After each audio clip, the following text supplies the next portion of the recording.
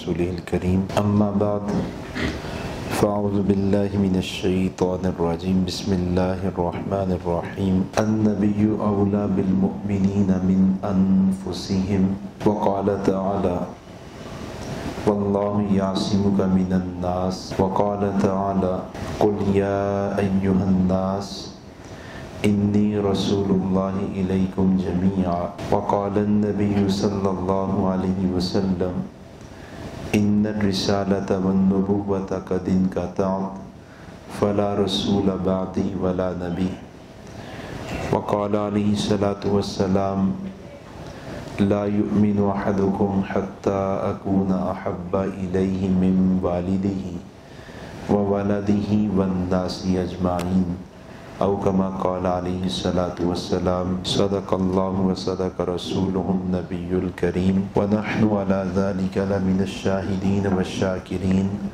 والحمد لله رب العالمین۔ آج کے پروگرام کا عنوان ختم نبوت ہے۔ عقیدہ ختم نبوت یہ وسیع تر مفہوم رکھتا ہے اور عقیدہ ختم نبوت کے بہت سے پہلو ہیں، بہت سی تفصیلات پر مشتمل ہے۔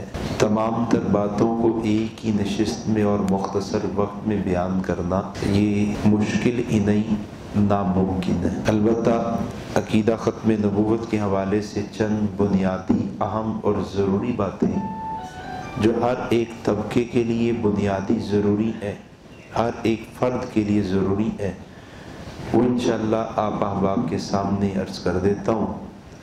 امید ہے انشاءاللہ عقیدہ ختم نبوت کی عظمت مزید دل میں اجاگر ہو جائے گی اور اس عقیدے کے دفاع کے حوالے سے جو ہماری ذمہ داری ہے ہم اس ذمہ داری کو بھی ادا کرنے والے بن جائیں گے۔ عقیدہ ختم نبوت دین اسلام کی بنیاد ہے۔ عقیدہ ختم نبوت امام الانبیاء نبی مکرم صلی اللہ علیہ وسلم کی وجہ امتیاز ہے اور عقیدہ ختم نبوت کا دفاع اور تحفظ کرنا یہ مسلمان کو ملنے والی سعادتوں میں سے بہت بڑی سعادت بھی ہے اور مسلمان کی اہم ذمہ داری بھی ہے۔ تین باتیں عرض کی ہیں۔ پہلی بات عقیدہ ختم نبوت دین اسلام کی بنیاد ہے۔ دوسری بات عقیدہ ختم نبوت ہمارے نبی کی وجہ امتیاز ہے اور تیسری بات عقیدہ ختم نبوت کا دفاع ہر ایک مسلمان کی ذمہ داری بھی ہے اور ہر ایک مسلمان کے لیے بہت بڑی سعادت بھی ہے۔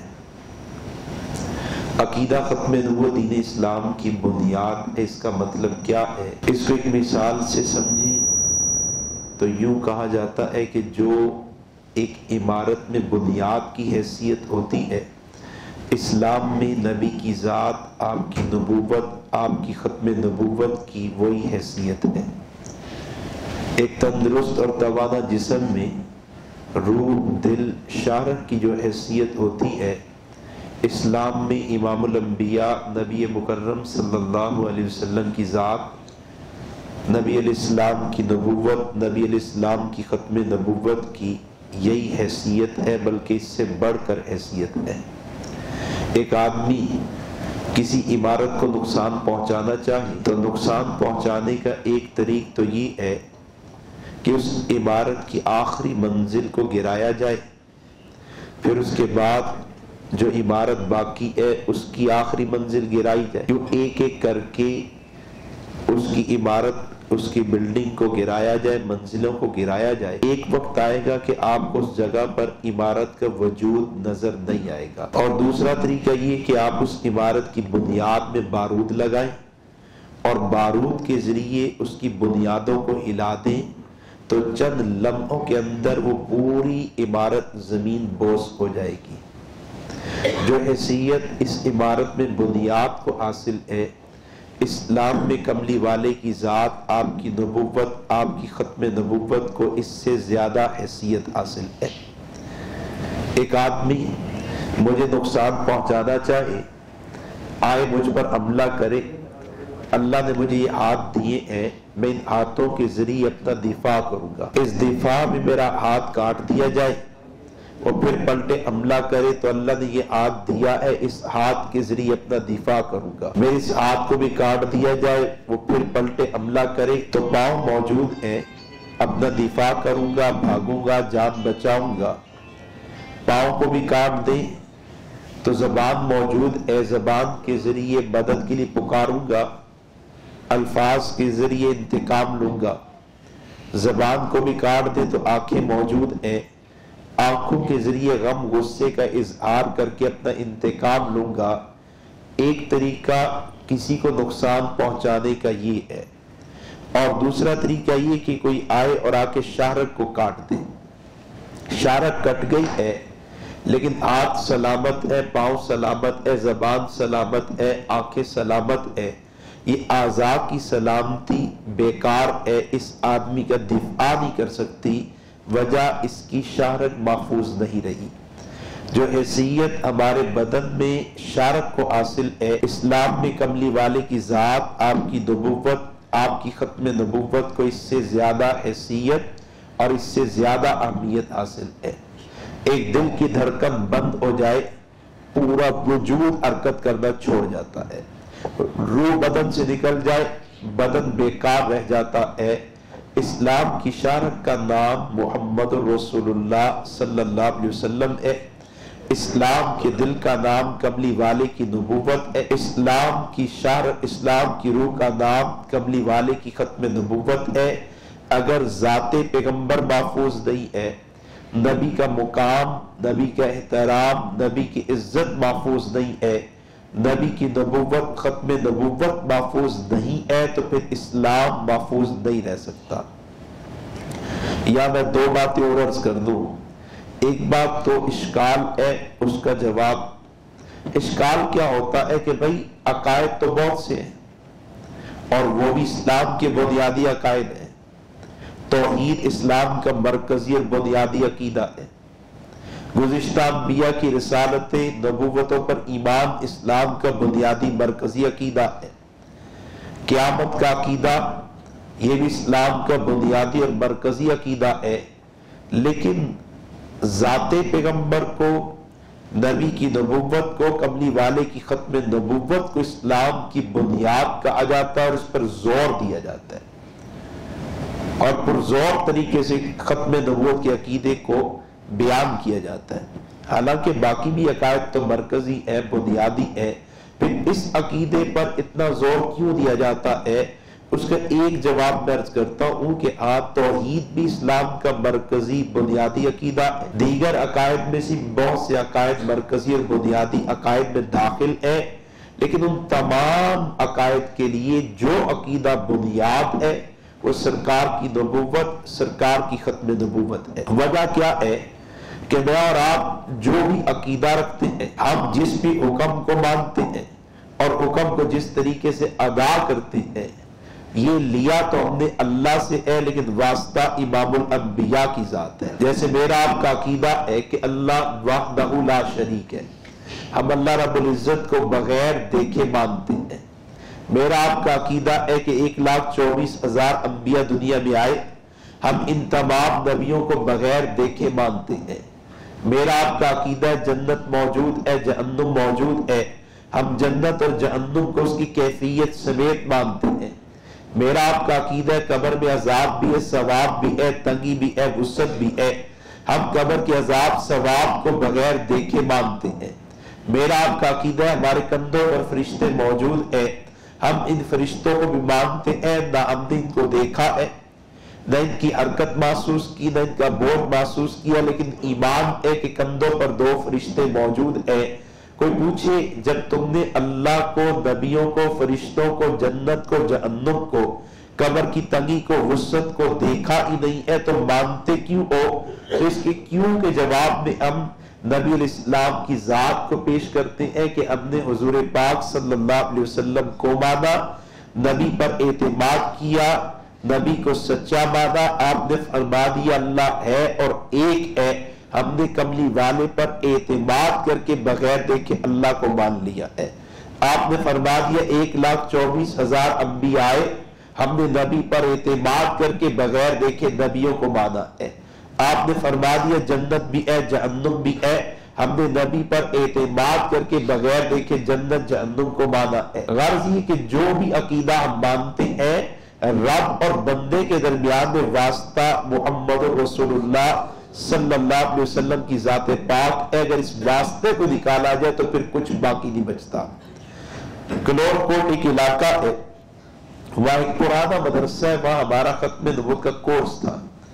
तो मैंने तलबा से पूछा कि बताओ तुम अल्लाह को मान, बल्कि मैंने पूछा कि ये बताओ कि अकायद में सबसे ऊपर दर्जे का अकीदा कौन सा है? कहने लगे तौहीद। मैंने कहा तौहीद का अकीदा तमाम अकायद में सबसे आला है, सबसे ऊपर है। अच्छा अब ये बताओ कि अकायद में सबसे मुकद्दम कौन सा अकीदा है, यानी कौन सा अकीदा है जिसको बुनियाद बनाकर आप बाकी अकायद को तस्लीम करेंगे? तो फिर कहने लगे तौहीद। मैंने कहा भाई तौहीद किसे कहते हैं? कहते अल्लाह वहदहू ला शरीक है। आपने अल्लाह को देखा है? कहते नहीं। आपको अल्लाह से हम कलाम होने का मौका मिला? कहने लगे नहीं। मैंने कहा फिर तुम अल्लाह को क्यों मानते हो? तो एक नौजवान ने कहा हमारा अकीदा है। मैंने कहा ये जवाब तो हिंदू के पास भी है, ये जवाब तो यहूदी के पास भी है। मैं हिंदू से पूछूं तुम बुतों को क्यों पूछते हो? तो वो कहेगा मेरा अकीदा है। ईसाई से पूछो तुम तस्लीस के क्यों कायल हो? कहेगा मेरा अकीदा है। भाई जो तुम्हारा अकीदा है, तुम जो अल्लाह को मानते हो इसकी बुनियाद क्या है? तुम्हारे अकीदे की सच्चाई पर पहली दलील क्या है? तो दूसरे तालिब इल्म ने कहा कि हम अल्लाह को मानते कुरान की वजह से, यानी कुरान ने कहा हमने मान लिया। मैंने कहा कुरान क्या चीज है? कहते अल्लाह की किताब। मैंने अर्ज किया ये तुम्हें किसने बताया कुरान अल्लाह की किताब है? वो खामोश हुए, उनके उस्ताद बोल पड़े कि इमामुल अंबिया ने बताया कुरान अल्लाह की किताब है। मैंने कहा हम कुरान को भी अल्लाह की किताब मानते इमामुल अंबिया के फरमान की वजह से। फिर जो भी अकीदा है, मैं नमाज पढ़ते मखसूस तरीके पर सरकार ने बता दिया, हमने मान लिया। रोजे के बारे में जो आपने बयान किया हमने मान लिया। हज के बारे में जो आपने बयान किया, जो तरीका भी हमने मान लिया। ज़कात के बारे में जो आपने बयान किया, जो निसाब दिया हमने मान लिया। अल्लाह की तौहीद से जिक्र तस्बीह तिलावत तक पूरा दीन नबी के वास्ते से मिलता है, इसलिए इस वास्ते को बुनियाद कहते हैं। और तमाम अकायद में दर्जे के एतबार से पहला अकीदा तौहीद है, मुकाम और मर्तबे में। यानी आप अकायद को दर्जा बदर्जा रखें तो सबसे ऊपर जो अकीदा है वो तौहीद है। लेकिन अगर आप अकायद को किताब की सूरत में पेश करें तो सबसे मुकद्दम जो अकीदा है वो कमली वाले की नबूवत, कमली वाले की रिसालत है। सबसे पहले रिसालत और नबूवत पर रिसालत और नबूवत को मानना, फिर रिसालत और नबूवत जो अकीदा दे उसको मान लेने का नाम ईमान है। जो अकीदा दे उसको मान लेने का नाम ईमान है। नबी की जात पर एतमाद ईमान है। और ये हुजूर की पहली दावत भी है। आपकी पहली दावत नबी पर एतमाद की है, दूसरी दावत ईमान लाने की है। पहले आपने कौम को ये बात समझाई कि ईमान कहते किसी है, फिर ईमान की दावत दी है कि आप सफा पहाड़ी पर खड़े हैं और कौम को आपने बस्ती में जमा किया और आपने कौम से पहली बात पूछी कि तुमने मुझे कैसा पाया। दावत ईमान की देनी है, लेकिन सरकार पहले पूछते कि तुमने मुझे कैसा पाया। तो वो कहने लगे कि हमने आपको सादिक पाया, सच्चा पाया, अमीन पाया, बाकिरदार पाया, बाखलाक पाया।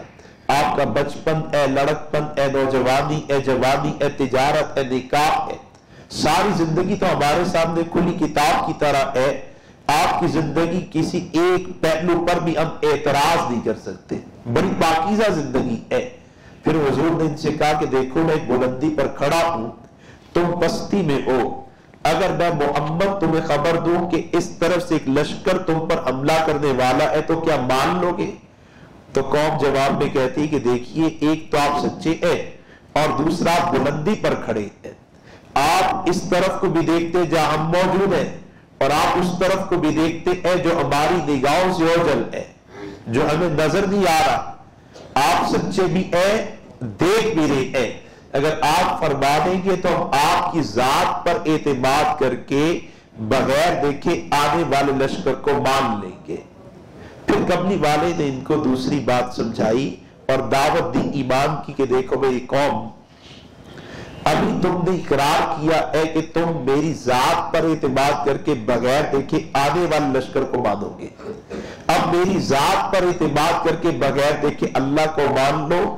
میں ایسی بلندی پر کھڑا ہوں کہ گویا یہاں سے میں خود اللہ کو دیکھتا ہوں، اللہ تعالیٰ کی ذات کا استحضاء رکھتا ہوں، اللہ تعالیٰ کی ذات میرے شعور کا حصہ ہے۔ تم میری ذات پر اعتماد کر کے بغیر دیکھے نبیوں کو مانو، بغیر دیکھے آنے والی قیامت کو مانو۔ آپ کی پہلی دعوت دعوت ایمان ہے، لیکن اس دعوت ایمان میں آپ نے پہلے یہ بات سمجھائی کہ نبی پر اعتماد کا نام ایمان ہے۔ اس لیے میں نے عرض کیا کہ کملی والے کی ذات پر اعتماد ایمان ہے، اور جس کو نبی پر جتنا زیادہ اعتماد ہوتا ہے اس کا ایمان اتنا زیادہ مضبوط اور محفوظ ہوتا ہے۔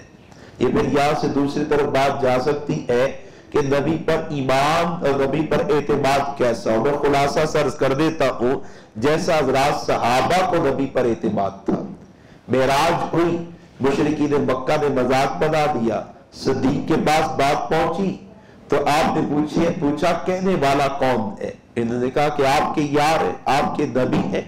فرماتے اچھا تم یہ بات صرف اس میں تکذیب کرتے ہو کہ وہ یہاں سے مکہ سے بیت المقدس جانے کے دعوے دار ہیں؟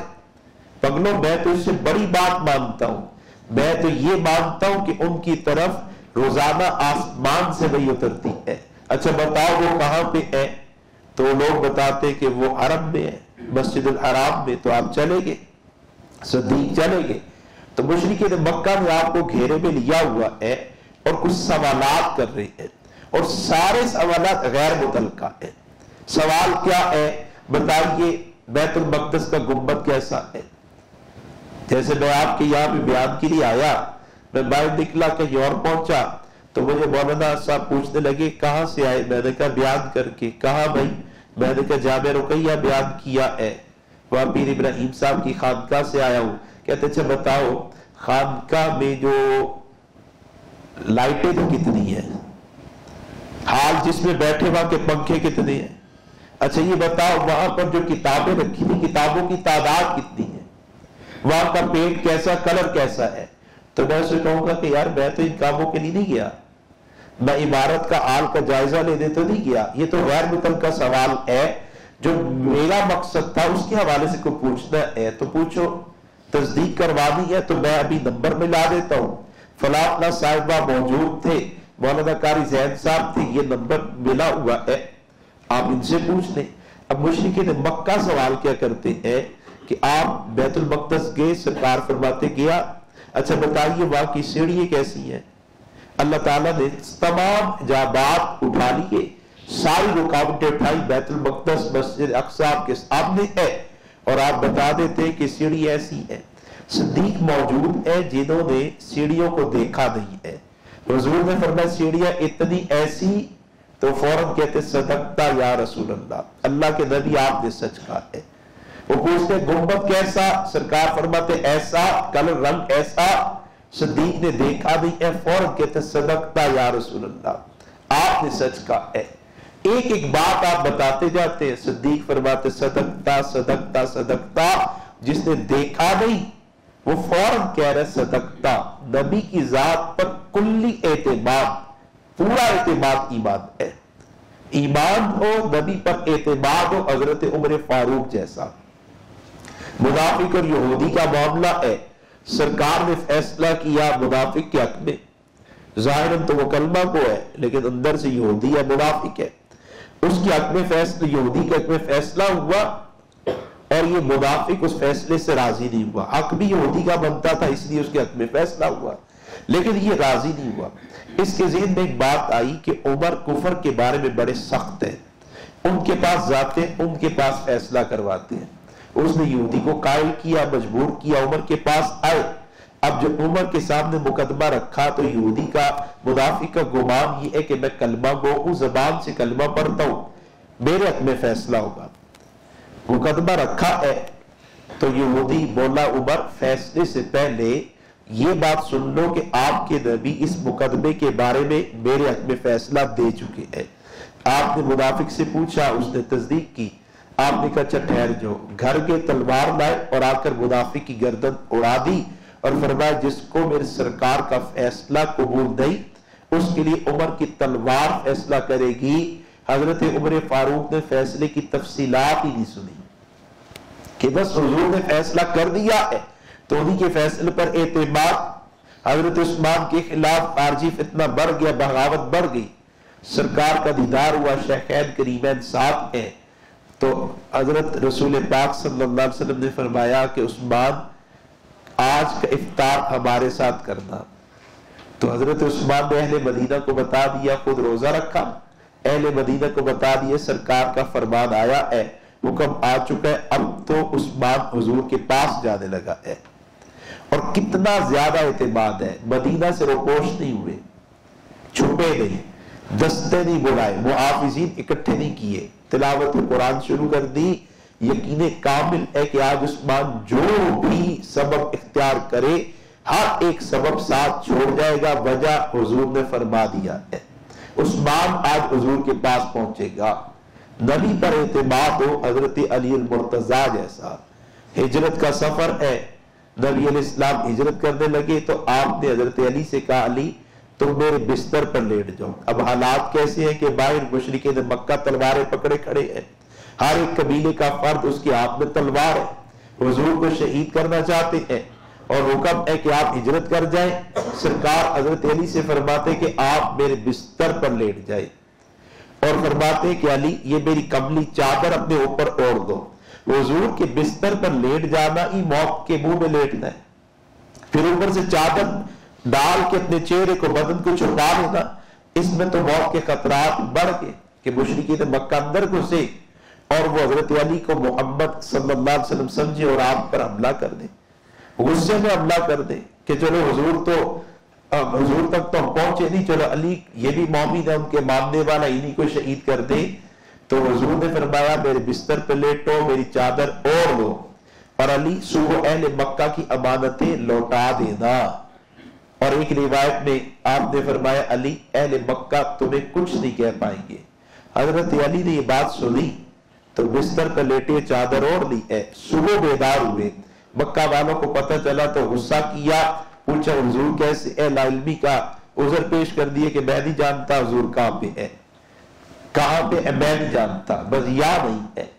حضرت علی کا اعتماد سرکار کی بات پر کتنا ہے کہ وہ فرماتے ہیں کہ مجھے ویسے اگلے سانس کا بھی یقین نہیں کہ آئے گا یا نہیں، لیکن جس رات حضور نے فرمایا کہ علی میرے بستر پر لیٹ جو صبح اہل مکہ کی امانتیں لوٹا دینا، تو مجھے اس رات یقین تھا کہ آج میری موت نہیں آنے لگی، چونکہ سرکار نے تشکیل کر دی کہ صبح اہل مکہ کی امانتیں لوٹانی ہے۔ تو کملی والے امام الانبیاء نبی مکرم صلی اللہ علیہ وسلم کی ذات پر اعتماد ایمان ہے۔ جس کو حضور کی ذات پر جتنا زیادہ اعتماد ہوگا اس کا ایمان اتنا زیادہ مضبوط اور محفوظ ہوگا، اور حضور کی ذات پر اعتماد بڑھتا ہے سرکار کی پہچان سے، اور سرکار کی پہچان آتی ہے کملی والے کی سیرت کو پڑھنے سے۔ اور سیرت طیبہ وہ فقط نبی کی تعلیم کو پڑھنے کا نام نہیں ہے۔ حضور نبی علیہ السلام نے نماز کے بارے میں کیا حکم دیا، اس کو پڑھ لیا جائے اور سمجھا جائے میں نے سیرت کا مطالعہ کر لیا۔ بھائی سیرت کا ایک حصہ ہے جسے تعلیمات نبوت کہتے ہیں، حضور کی تعلیمات ہیں، نماز کے بارے میں کیا، زکوٰۃ کے بارے میں کیا، حج کے بارے میں کیا، ذکر کے بارے میں کیا، تلاوت کے بارے میں کیا۔ باقی حضور کی سیرت تو نبی علیہ السلام کی کل زندگی کا مطالعہ ہے، پورا ذکر کرنا ہے۔ بقول حضرت تھانوی رحمۃ اللہ علیہ یہ ذکر تو شروع ہوتا ہے عالم ارواح سے۔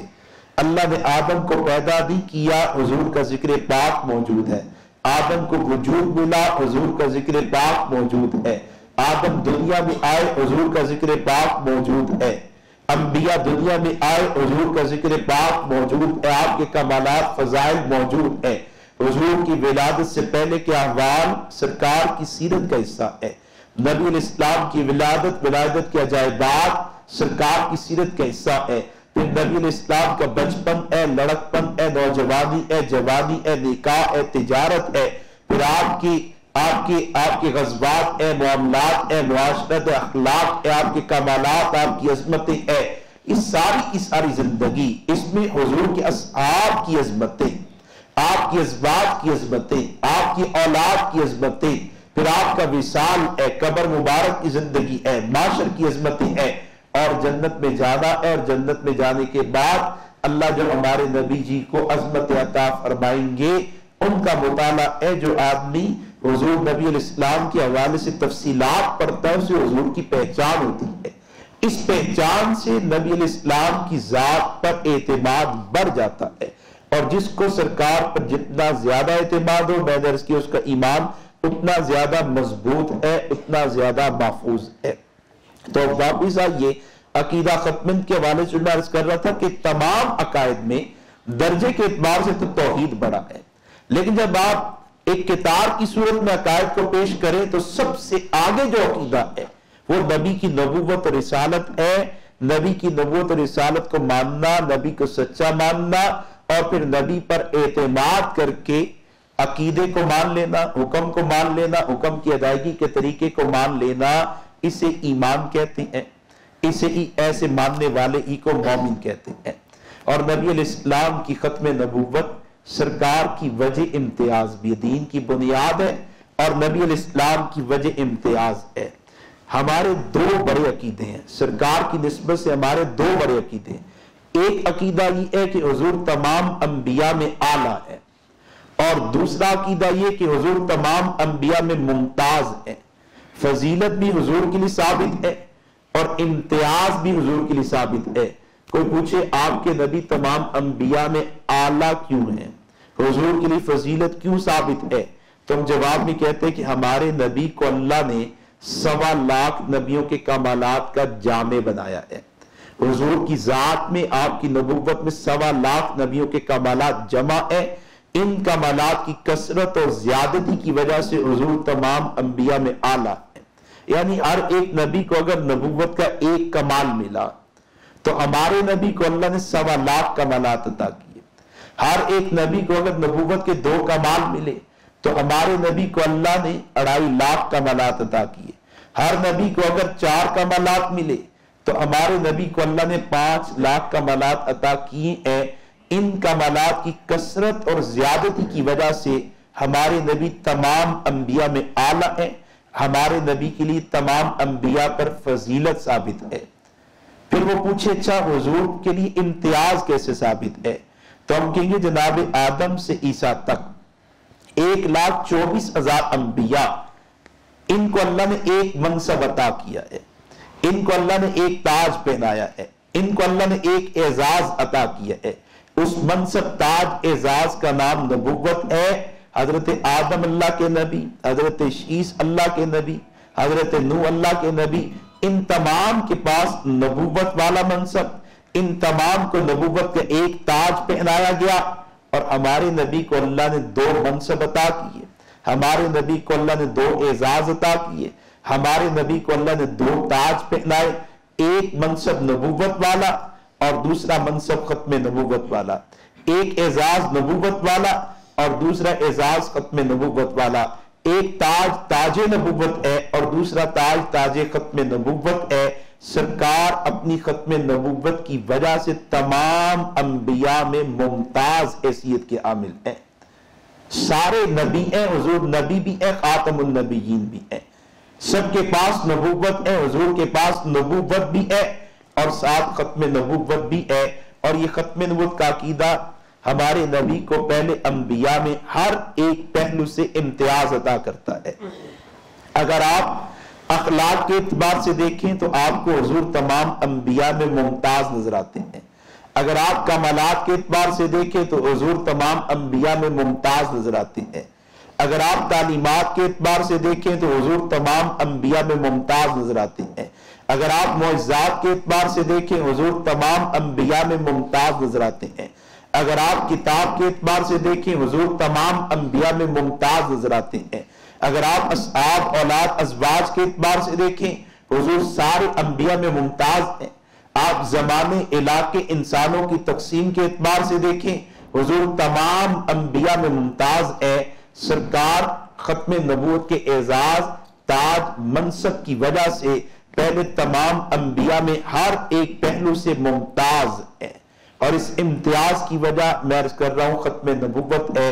اسی میں سے 3 باتیں تھوڑی تفصیل سے عرض کرتا ہوں۔ پہلی بات، پہلے نبیوں کو دیکھیں، وہ نبی بن کر آئے، نبوت کا منصب لے کر آئے، تو ہر ایک کی نبوت کا زمانہ محدود ہے۔ حضرت آدم بھی محدود زمانے کے نبی، حضرت شیس بھی محدود زمانے کے نبی، حضرت نوح بھی محدود زمانے کے نبی، یہ سارے کے سارے انبیاء محدود زمانوں کے نبی ہیں۔ سنت اللہ ہے، جب نیا نبی آتا ہے تو پہلے کا زمانہ ختم ہو جاتا ہے۔ سنت اللہ، جب نیا نبی آتا ہے تو پہلے کا زمانہ ختم ہو جاتا ہے۔ کوئی نبی بن کر آیا 1 سال کے لیے، کوئی نبی بن کر آیا 1 ماہ کے لیے، کوئی نبی بن کر آیا 1 دن کے لیے، قوم نے شہید کر دیا۔ پھر نیا نبی آیا تو اب نئے کا زمانہ ہے۔ تمام انبیاء محدود زمانوں کے نبی ہیں، اور ہمارے نبی کو اللہ نے ختم نبوت کا تاج پہنا کر بھیجا تو قرآن مقدس نے اعلان کیا، قل یا ایھا الناس انی رسول اللہ الیکم جمیعا، اے نبی جی آپ محدود انسانوں اور محدود زمانوں کے نبی نہیں، ہم نے تو آپ کو قیامت تک کے تمام زمانوں اور قیامت تک کے تمام انسانوں کا نبی بنا کر بھیجا ہے۔ زمانہ صحابہ کا تھا، ان سے پوچھا گیا بھئی رب کس کو مانتے ہو؟ تو کہنے لگے، آپ بولیں گے تو مراقبے والے واپس آ جائیں گے، حالت مراقبے والے، لیکن وہ بیچارے سو رہے ہیں۔ صحابہ کا دور ہے تو انہوں نے کس کو رب مانا؟ اور نبی کس کو مانا؟ امام الانبیاء کو۔ یہ طبقہ نجات پا گیا۔ پھر دور بدلا، زمانہ بدلا، نئے انسان آئے، ان سے پوچھا گیا رب کون ہے؟ کہتے اللہ۔ نبی کس کو مانتے؟ کہتے امام الانبیاء کو۔ یہ تابعین بھی نجات پا گئے۔ پھر تبع تابعین کا زمانہ آیا، ان سے پوچھا کہ رب کون ہے؟ کہتے اللہ۔ نبی کون ہے؟ کہتے امام الانبیاء۔ یہ بھی نجات پا گئے۔ یوں زمانے گزرتے گزرتے گزرتے آج میرا آپ کا زمانہ ہے۔ ہم سے کوئی پوچھتا ہے رب کس کو مانتے ہو تو ہم کیا کہتے ہیں؟ اللہ کی ربوبیت کے اقرار میں بخل، شرم، جھجک نہیں ہونی چاہیے۔ کوئی مجھ سے پوچھے بھی تمہارا باپ کون ہے، میں فوراً کہتا ہوں بھائی شیر محمد میرا باپ ہے۔ اچھا بھائی تمہارے استاد پیر کون ہے، میں فوراً کہتا ہوں جناب مفتی حسن صاحب پیر استاد ہیں۔ تو جب کوئی پوچھے تمہارا رب کون ہے تو جھجک ہونی چاہیے۔ کون ہے ہمارا رب؟ ہمارا رب کون ہے؟ خدا کی قسم کوئی جھجک نہیں ہونی چاہیے۔ اور ہمیں یہ بھی نہیں پتا کہ کس مجلس میں ربوبیت کا اقرار رب کو پسند آئے اور رب اسی پر فیصلہ کر دے کہ ان کی ربوبیت کا اقرار ایسے طور پر ہوا، پسند آ گیا، اے فیصلہ کرتا ہوں نجات کا۔ ہمارا رب کون ہے؟ اس 1450 سال کے بعد پوچھا گیا بھئی تم کس کو رب مانتے ہو؟ تم نے کہا اللہ کو۔ اچھا تم کس کو نبی مانتے ہو؟ کہ ہم نے کہا امام الانبیاء کو۔ 1450 سال پہلے والے بھی یہی عقیدہ رکھتے ہیں اور 1450 سال بعد والے بھی یہی عقیدہ رکھتے ہیں۔ مزید زمانہ گزر جائے قیامت اور دور ہو جائے، 14,500 سال گزر جائیں تو کیا رب رسول بدل جائے گا؟ 14.5 لاکھ سال گزر جائیں قیامت نہ آئے رب رسول بدلے گا؟ جب تک زمانے کی گردش ہے، سورج طلوع غروب ہو رہا ہے، ربوبیت اللہ کی ہے اور نبوت امام الانبیاء کی ہے۔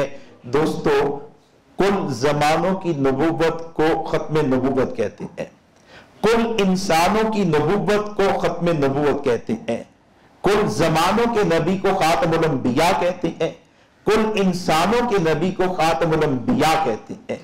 اور اسی طرح آپ علاقائی تقسیم کے اعتبار سے حضور کو دیکھیں، حضور یہاں بھی ختم نبوت کے اعزاز تاج منصب کی وجہ سے جدا ملتے ہیں۔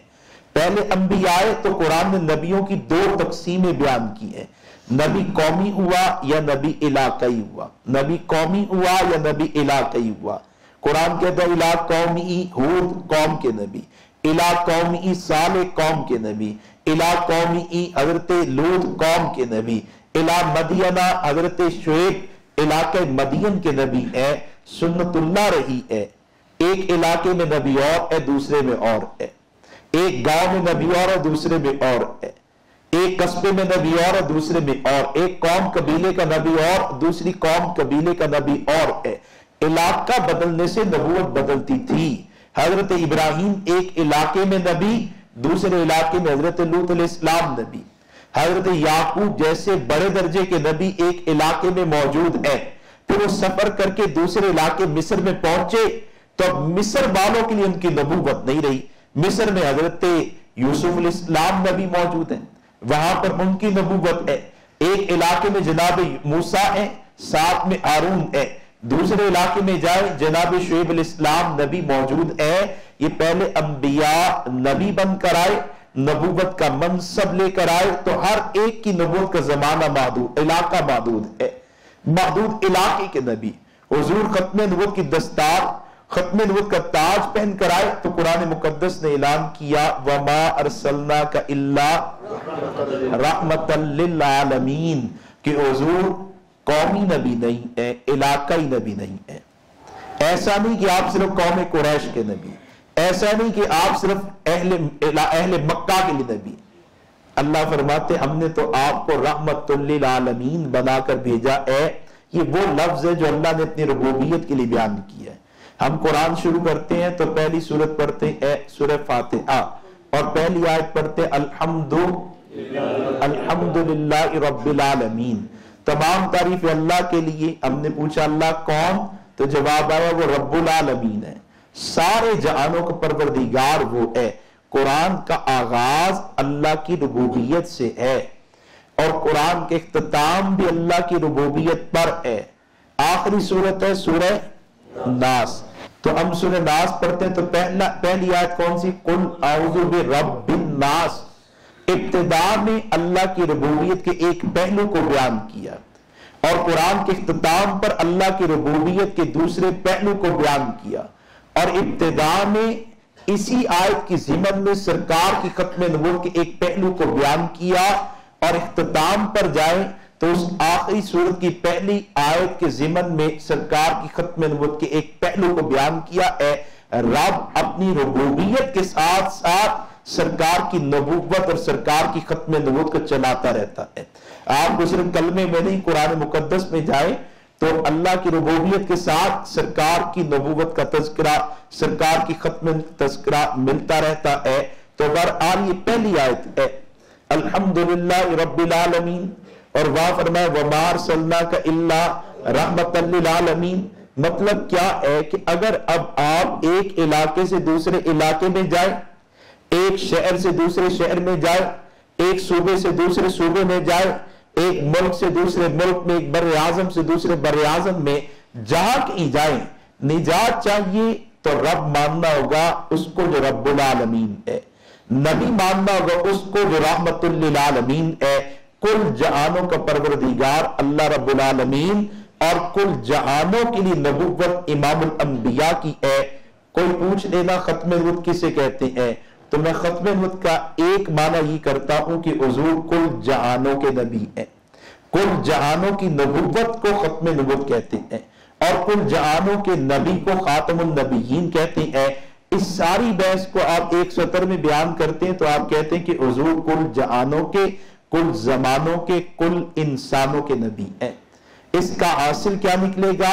کوئی بھی انسان کسی بھی خطے میں ہو، کسی بھی قوم سے ہو، کسی بھی رنگ نسل سے ہو، کسی بھی زمانے میں ہو، اگر نجات چاہتا ہے تو نجات کے سارے دروازے بند ہو چکے ہیں۔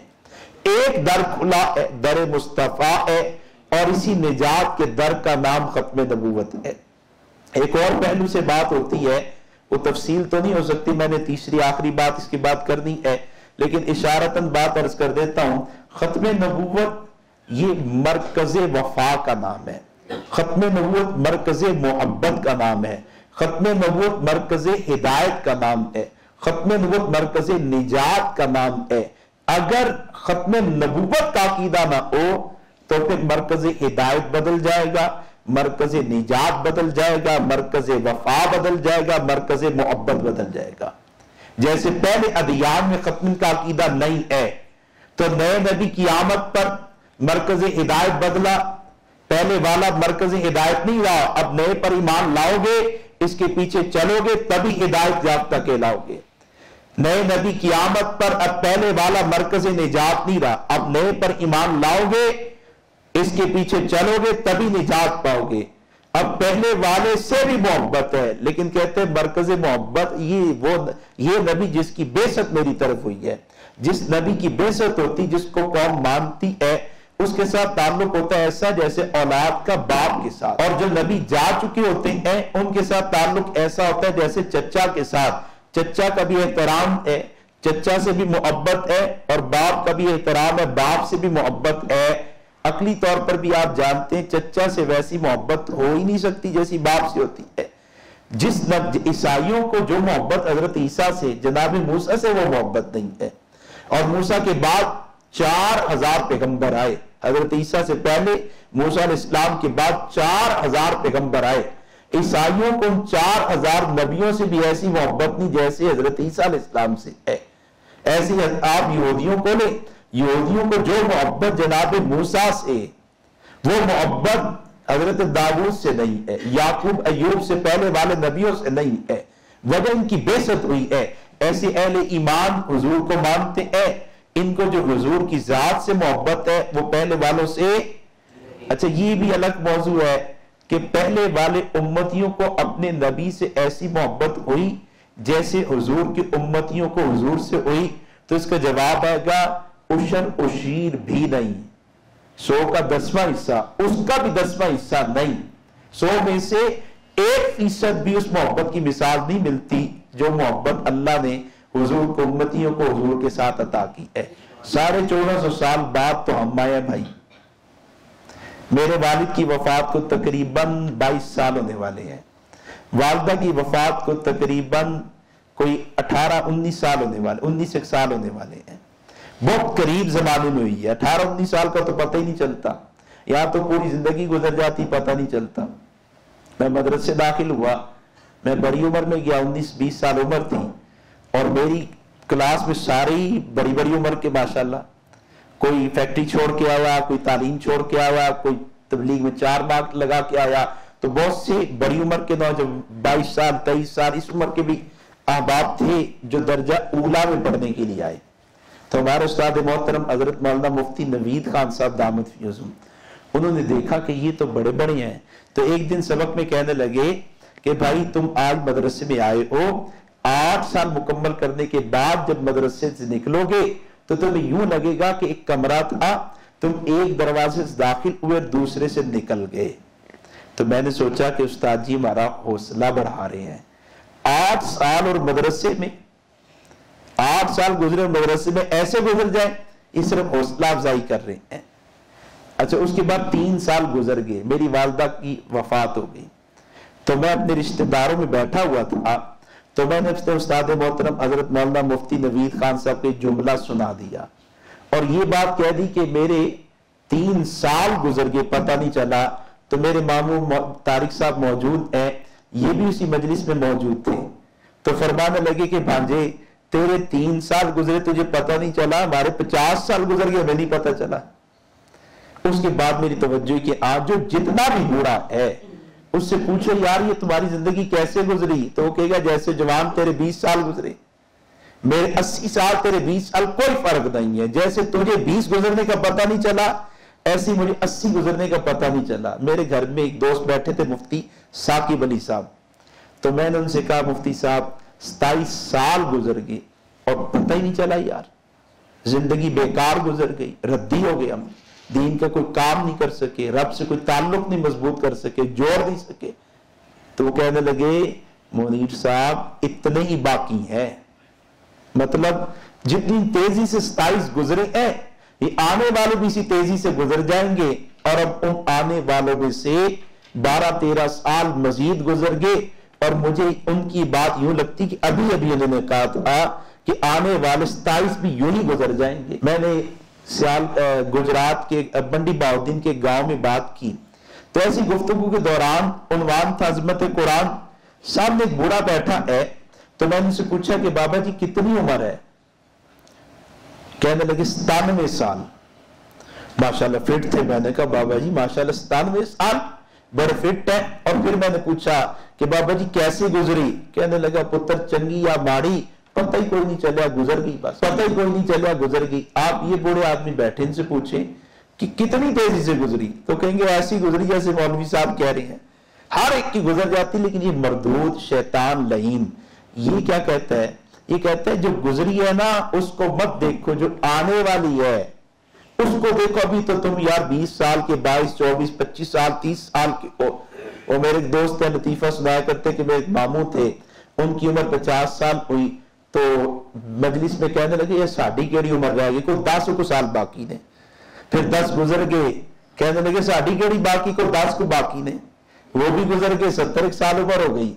تو پھر ایک دفعہ کہنے لگے یار ساڑھی کیڑی رہ گئی، 10 کو باقی نے۔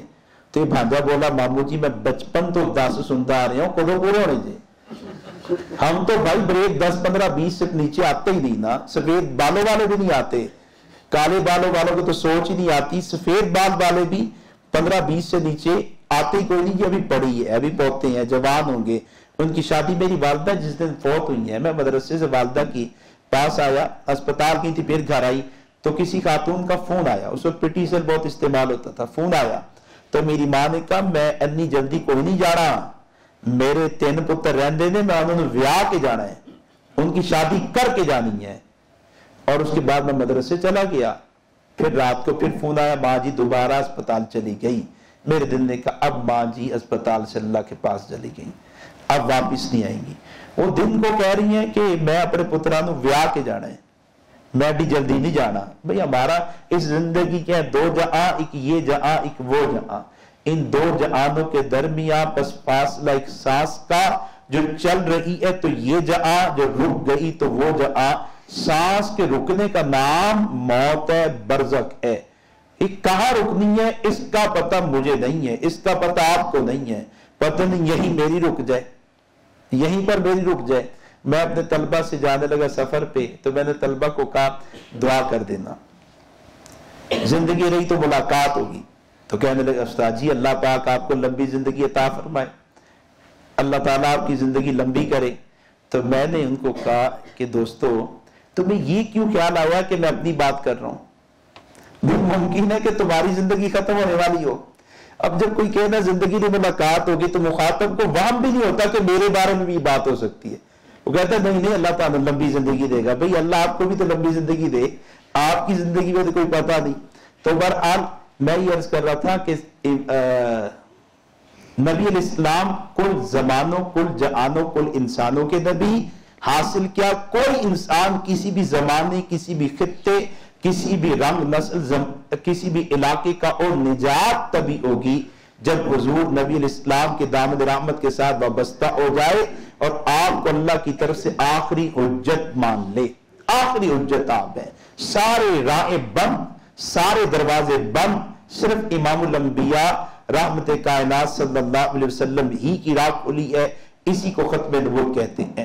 اور نبی علیہ السلام کو جو اللہ نے معجزات عطا کی، یہ بات بڑی توجہ سے سنیے گا، حضور کو اللہ نے جو معجزات عطا کی، ان معجزات سے سرکار کی صداقت بھی ثابت ہوتی ہے، سرکار کی عظمت بھی ثابت ہوتی ہے، سرکار کی نبوت بھی ثابت ہوتی ہے، اور سرکار کی ختم نبوت بھی ثابت ہوتی ہے۔ کوئی نہ کوئی پہلو، ختم نبوت کا کوئی نہ کوئی پہلو آپ کے معجزات سے ثابت ہو جاتا ہے۔ جیسے معراج کے معجزے کو لیں، معراج ہوئی، آپ کو مکہ سے اللہ بیت المقدس لے کے گئے، پھر وہاں سے دوسرا حصہ شروع ہوا اور وہاں سے اللہ آپ کو عالم بالا کی طرف لے کے گئے۔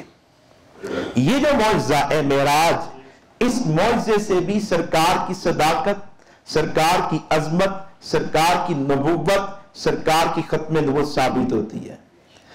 صداقت تو ثابت ہوئی، جیسے مشرکین نے سوال کیا، آپ کی صداقت ثابت ہو گئی، پھر آپ کی عظمت اور آپ کی نبوت، ختم نبوت کیسے ثابت ہوئی کہ اللہ رب العزت نے آپ کے پیچھے اسی دھرتی پر، غور سے بات سن لیجیے گا، آپ کے پیچھے اسی دھرتی پر، زمین پر 1.25 لاکھ نبیوں کو جمع کیا ہے اور ان تمام کو آپ کا مقتدی بنا دیا، آپ کو مقتدا بنا دیا۔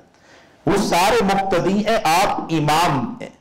آپ کی عظمت ثابت کی، آپ کی نبوت ثابت کی، اور خاتمیت کیسے ثابت کی، آپ کی ختم نبوت کیسے ثابت کی کہ دیکھو اب یہ محمد آ گئے ہیں، ان کے آنے کے بعد اقتدا بھی ان کی ہے، مقتدا ہی ہے، ان کے آنے کے بعد شریعت ان کی ہے، اصول ضابطے ان کے ہیں، ان کے آنے کے بعد تعلیم، عبادت، طرز عبادت ان کا ہے، اور دیکھو ان کی موجودگی میں ایک نبی نہیں، ہم سارے نبیوں کو دنیا میں لا چکے، اس سارے ان کے مقتدی بن گئے ہیں، تو تمہیں بھی انہی کی اقتداء، جب سچے ان کے پیچھے چل رہے ہیں تو تمہیں بھی اسی سچے کی اقتداء کرنی ہوگی۔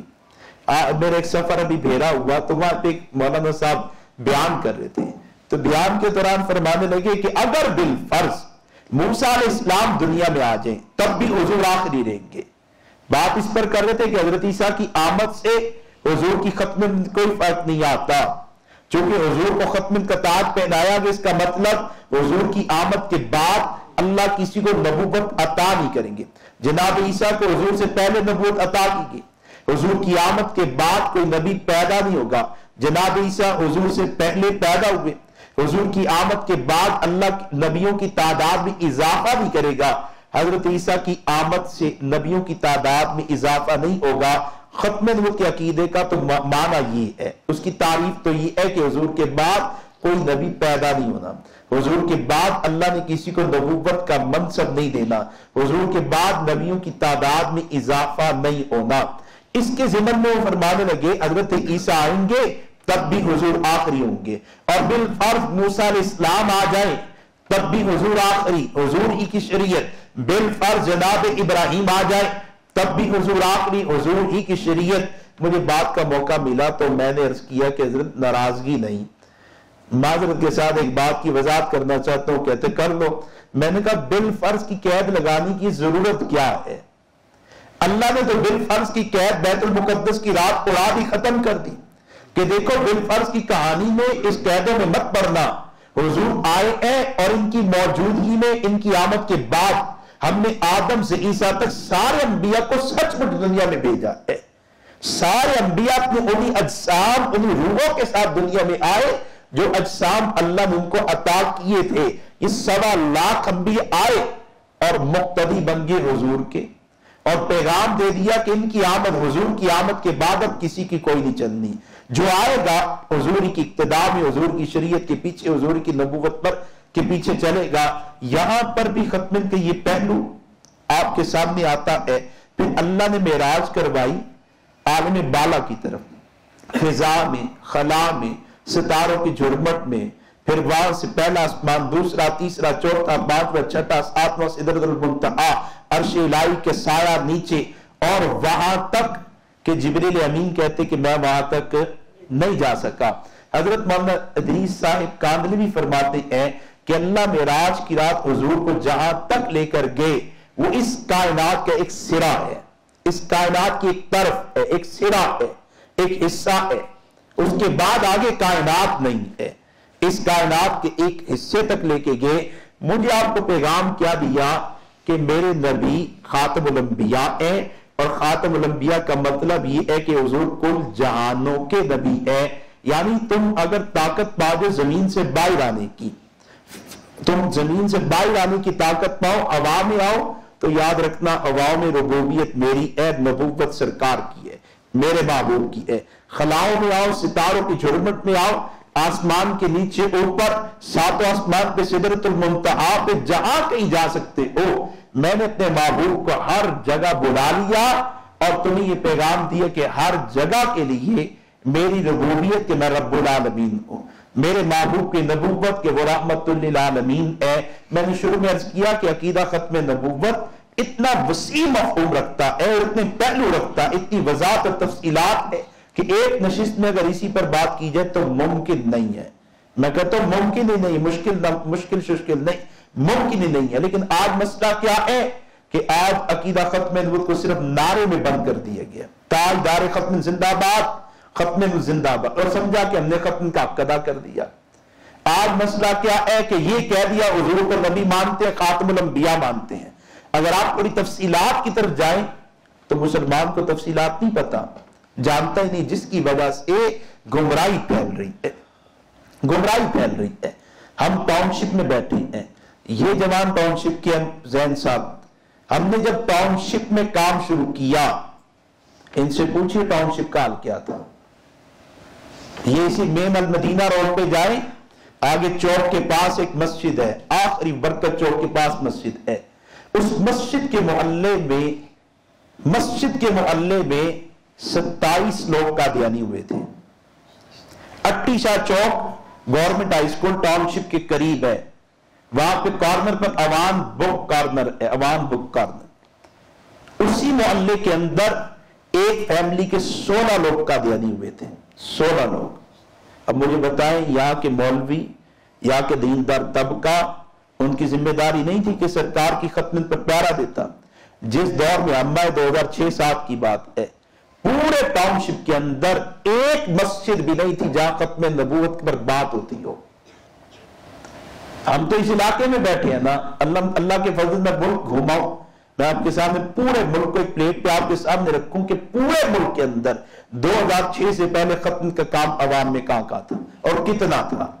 قادیانیوں نے اسی سے فائدہ اٹھایا کہ مسلمان تحفظ ختم کا کام بھی نہیں کرتا اور مسلمان کو عقیدہ ختم کی تفصیلات کا بھی علم نہیں، جس کی وجہ سے گمراہی پھیل رہی ہے۔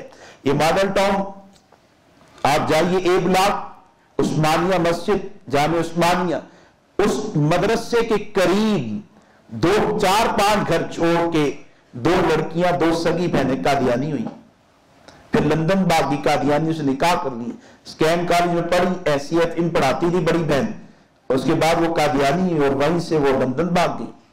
قادیانی کی مبلغہ، آج تک قادیانی کی مبلغہ، ایسے کیس بہت سے۔ وجہ کیا بنتی ہے؟ مسلمانوں کی جہالت۔ مسلمان عقیدہ ختم نبوت کو نہیں جانتا۔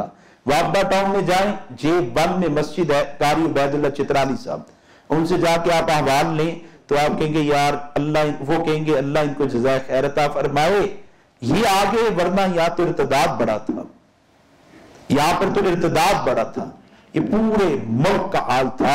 اور بنیادی وجہ کیا ہے؟ ہمارے ہاں ہم عقیدہ ختم کے تحفظ کے حوالے سے کہتے ہیں بس جو مولوی صاحب لگے تھے نا، وہ ختم لگے تھے، بس وہ کافی۔ حالانکہ دوستو، سرکار کی ختم نبوت پر ایمان یہ بھی ضروری ہے، سرکار کی ختم عزت کا پرچار یہ بھی ضروری ہے، اور سرکار کی ختم کا دفاع یہ بھی ضروری ہے۔ جیسے ایمان ایک ڈاکٹر لایا، انجینئر لایا، مولوی صاحب لائے، مفتی صاحب لائے، پیر صاحب لائے، خاتون لائی، مرد لایا، اب اس کے ذمے ہے، وہ ڈاکٹر، انجینئر ہے، مولوی ہے، مفتی ہے، کوئی بھی ہے، خدا کی قسم اس کے ذمے حضور کا حق ہے کہ حضور کی ختم ان کا پرچار بھی کرے۔ میں نے خدا کی قسم کھا کے کہا ہے، اس کے ذمے حضور کا حق ہے کہ سرکار کی ختم نبوت کا پرچار بھی کرے، اور اس کے ذمے حق ہے کہ سرکار کی ختم نبوت کا دفاع بھی کرے۔ اور یہ بھی میں اللہ کی قسم کھا کے کہتا ہوں، قسم اس لیے کھا رہا ہوں کہ وقت ختم ہو رہا ہے، بات کرنے کا وقت نہیں رہا۔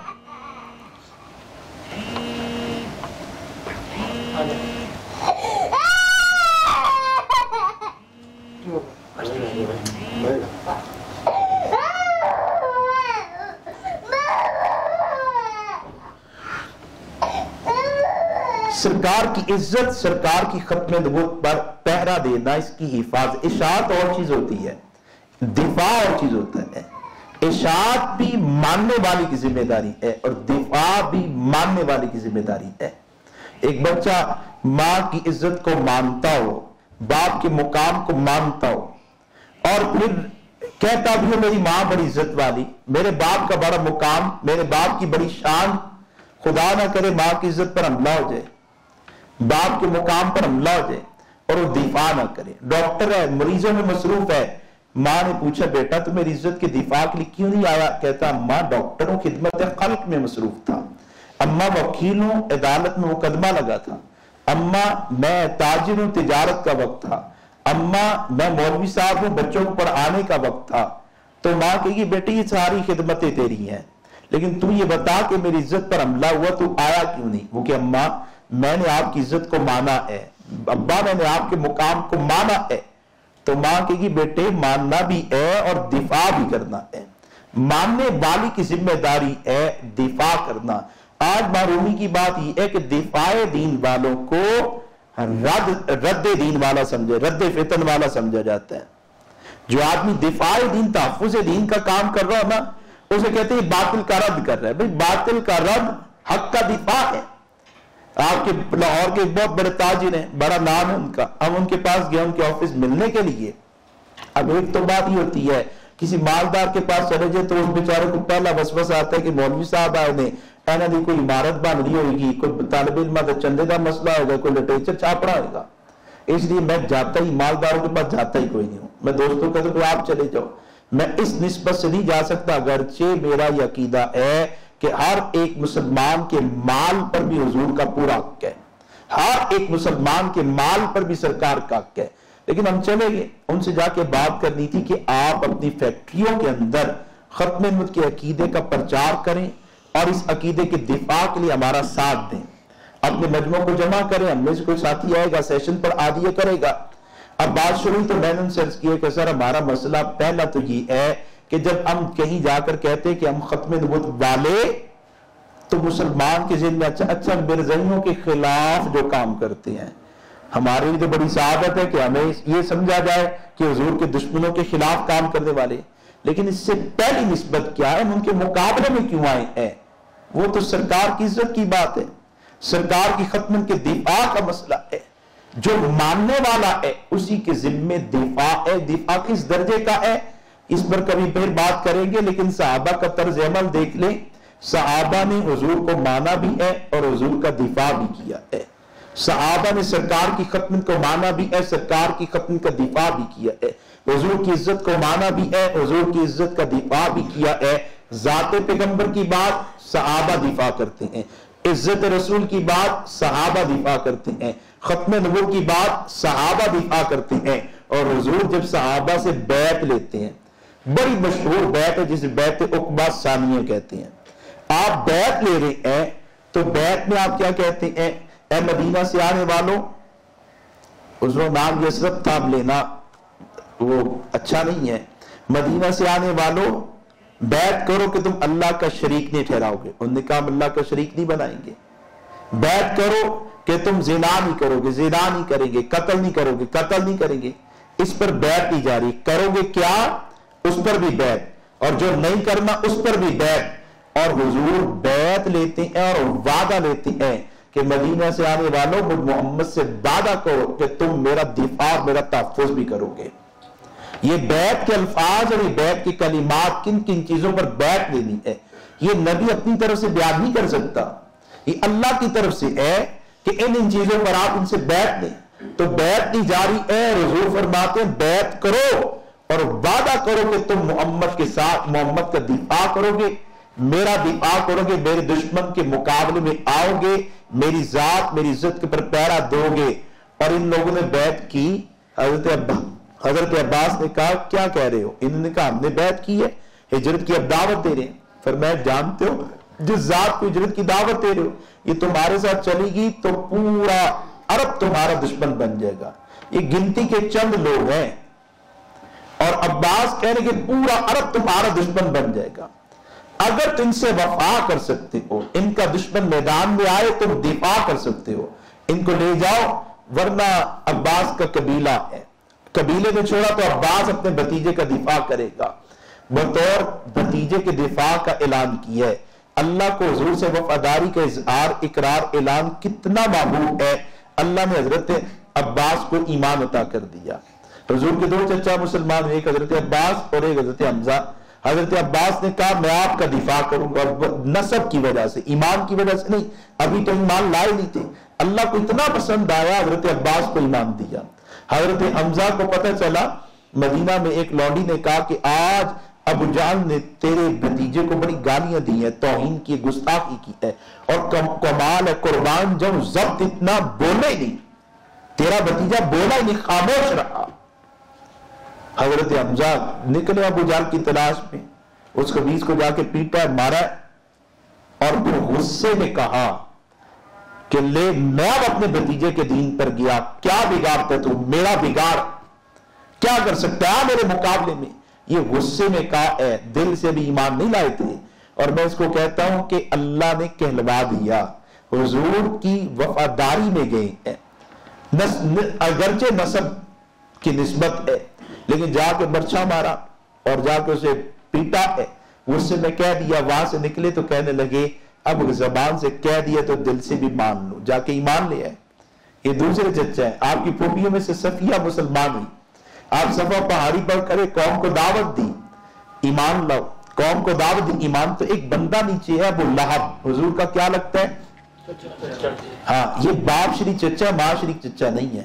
حضور کے والد کی والدہ اور ہے، اور ابو لہب جو عبد المطلب تھے ان کی جس بیوی سے حضور کے والد ہیں اسی بیوی سے ابو لہب نہیں ہے، دوسری بیوی سے ہے، تو اس کو کہتے ہیں یہ باپ شریک ہے، ماں شریک نہیں ہے، حقیقی بھائی نہیں ہے۔